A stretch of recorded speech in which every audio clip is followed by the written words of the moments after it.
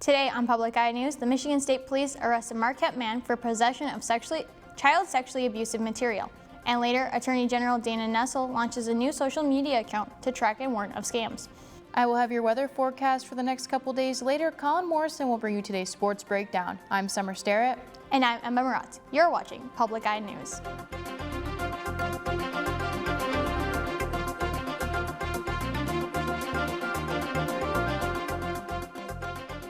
The Michigan State Police Computer Crimes Unit, Internet Crimes Against Children, or MSP-ICAC, task force have arrested 31-year-old Marquette man Joseph Francis Bowers after finding possession of child sexually abusive material aggravated and using a computer to commit the crime. An investigation was conducted after gaining information about Bowers. Bowers was indicted on October 17th with 5 charges of possession of child sexually abusive material and 5 charges of using a computer to commit the crime. If the charges continue, Bowers could face up to 25 years in prison for possession, along with 20 years for using a computer to commit the crime. The defendant is considered innocent until proven guilty. The Michigan State Police Office of School Safety has released 3 toolkits for school safety, which is available online. The 3 kits are School Crisis Communication Planning, Emergency Preparedness for School Events, and Best Practices for Investigating Student Online Activity. Director of the MSP, Colonel James F. Grady II said, quote, "Each toolkit provides specific guidance on how to construct well-rounded plans by using step-by-step tools, clearly defined roles and responsibilities, and proven strategies. Taking advantage of these resources can help ensure educators and administrators respond confidently and effectively in a range of situations," end quote. Each toolkit is available for download on the MSP website. Friday, dogs from around the mid-Michigan area took a loop around Lansing in the Old Town Arts District for some early trick-or-treating. The Halloween event is put on yearly by Prusa's Pets, an exotic pet store located just northeast of the Capitol. As the pups made their way around dressed up in everything from tank drivers to Elvis Presley, local store owners were passing out treats. If you and your pup would like to attend next year, keep in mind that the event has a limit of 200 dogs and owners to keep the event safe and comfortable and must be registered prior to the event. And Early On Michigan and the Detroit Lions Foundation have partnered to advocate for literacy. The 2026 fiscal year budget has allotted $23.6 million in funds to Michigan Department of Lifelong Education, Advancement and Potential, or MyLeap, specifically for Early On. The program is for infants and toddlers who have disabilities, delays, or at risk for a delay for development. The program is supporting families through connecting them to the necessary resources for their child. The initiative to reach more parents across the state will be through social media. Roxanne Kane, Vice President of the Detroit Lions Foundation, expresses the pride that comes with being part of a campaign like this. Quote, "We're honored to work with Early On Michigan to promote the tools and resources parents need to help their children both learn and love to read," end quote. And this past weekend, I had the opportunity to visit one of over 3,000 No King protests across the nation right here in Marquette. Let's take a closer look. Thousands in Marquette County gathered Saturday to exercise their First Amendment right, protesting as they feel the United States government and Trump administration are inching closer to authoritarianism. The No Kings protest is a reminder that the U.S. does not have kings, but a democracy. I think everybody has come for a variety of reasons, easily capsized under we want to fight the authoritarian takeover of our country. This event is hosted by Lake Superior Regional Indivisible and Yoopers Unite, and one of many they've hosted this year. At this protest, they also had petition signing for ballots and a food drive. So being here is my opportunity to give back to my community to make sure I'm fighting for all of our rights, whether we have the same political beliefs or not. Reporting from Marquette for Public Eye News, I'm Summer Starrett. Don't go anywhere. We'll be right back with weather and statewide news after this short break. Tune in to the heartbeat of the Upper Peninsula. At Public Radio 90, we're more than just a frequency on your dial. We're your trusted home for national public radio. Let our diverse blend of music be the soundtrack to your day. Public Radio 90, where community comes alive.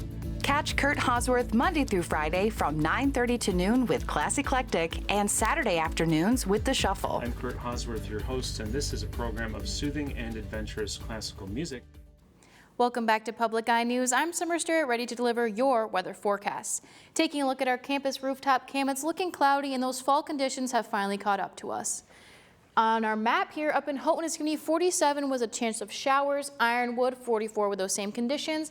Iron Mountain's going to be 47 and cloudy. Same down in Menominee, but at 50. Looking at the other side of our map here, Escanaba, 47 and cloudy. Manistee, 52 and cloudy. Sault Ste. Marie is going to be 50 with partial sun, and Marquette is going to be 50 with partial sun.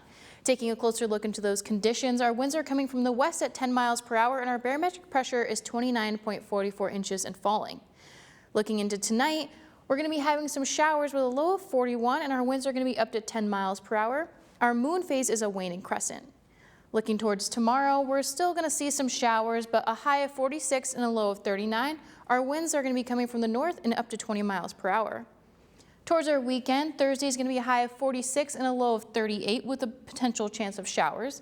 Friday, a high of 48, a low of 36 and partial sun. Saturday is going to be a high of 52 and a low of 40 with mostly sunny conditions. That's all I have for weather. Now back to the desk. Looks like the Upper Peninsula is starting to cool down. Now on to some statewide news. Attorney General Dana Nessel has joined a multi-state coalition with over 20 other attorney generals in the filing of Stanford Daily Publishing Corporation versus Rubio. The Stanford Daily Publishing Corporation is an independent student-run newspaper located on Stanford's campus.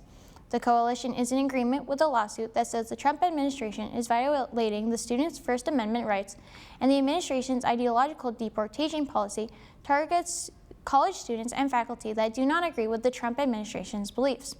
Back in January, President Trump started the ideological deportation policy to investigate, detain, and deport non-citizen students and faculty. Nessel has also announced that the Department of Attorney General has a new social media account that is designed to keep the people of Michigan informed about scams, identity theft, and other schemes. By following the account, residents of Michigan can learn about the tactics used by scam artists. The account name, MI Consumer Watch, all one word, is going to be used to help know about how to alert people about scams, give tips about protecting information, give guidance with identity theft, and promote consumer alerts on the Department of Consumer Protection website. On the account, there will be regular updates with new topics through various posts, videos, and tips. The account is available on Facebook, Instagram, X, and LinkedIn. Almost 3 weeks into the federal government shutdown, concerns about how this could impact Metro Detroiters loom large. CBS News Detroit's Elaine Rojas Castillo is getting answers from community resources fighting food insecurity to learn how they are navigating the potential loss of millions of dollars in critical aid funds. Monday's trip to the Capuchin Soup Kitchen food pantry wasn't Artisha Jackson's first visit. Because it's hard to make it through the month.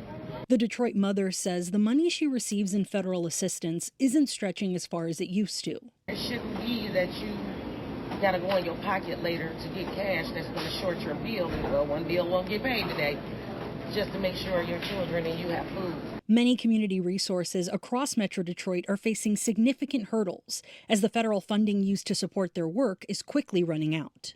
If SNAP is lost, it will devastate this community. One area hardest hit is the Supplemental Nutrition Assistance Program, which replaced food stamps and helps feed more than 1 million Michiganders statewide.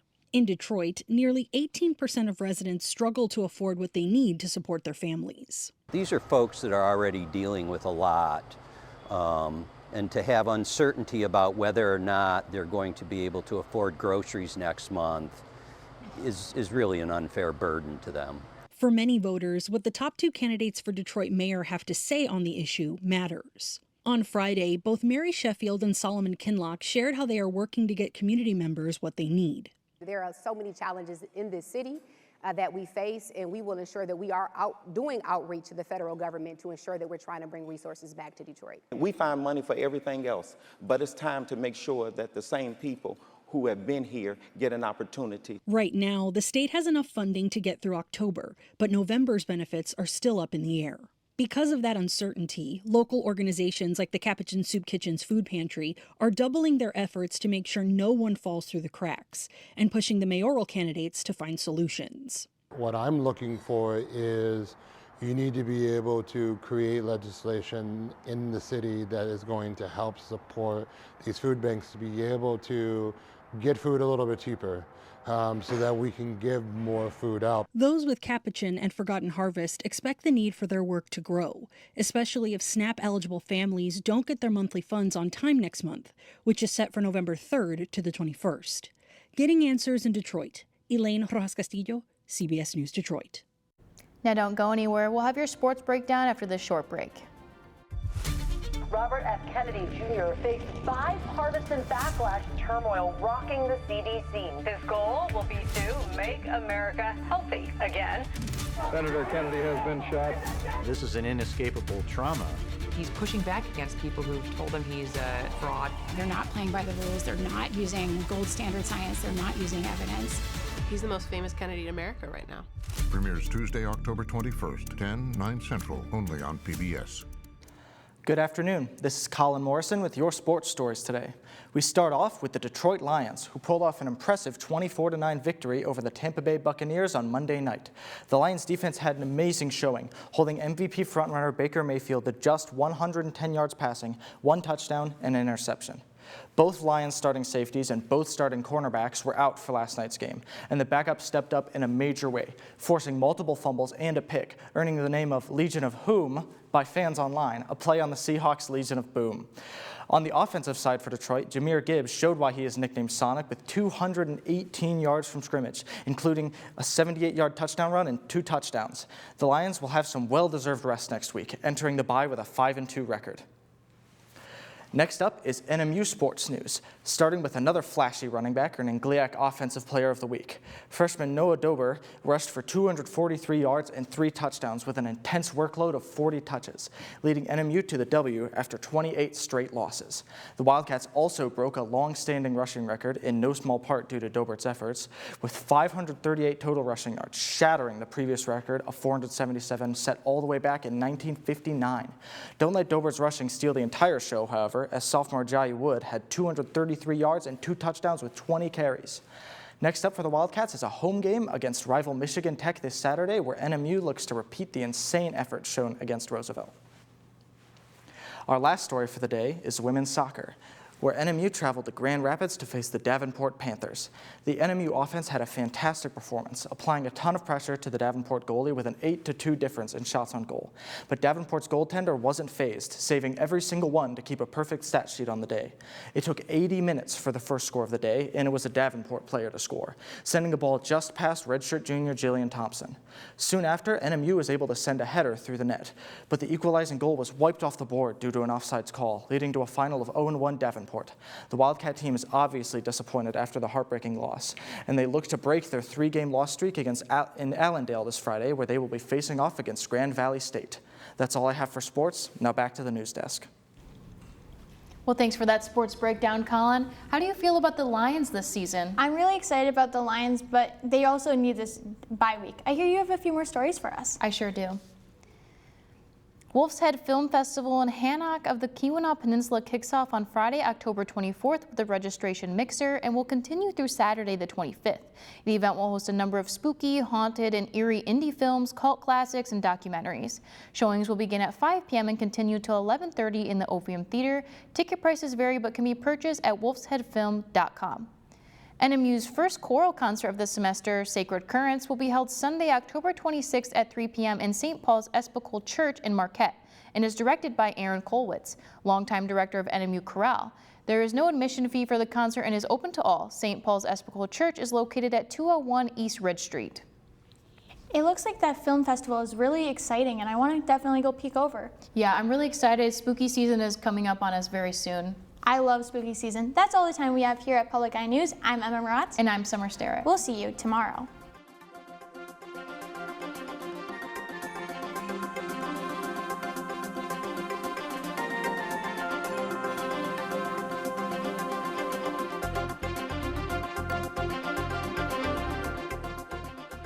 The preceding program was produced by WNMU-TV, Northern Michigan University Public Television, in studios located in Elizabeth and Edgar Hardin Hall.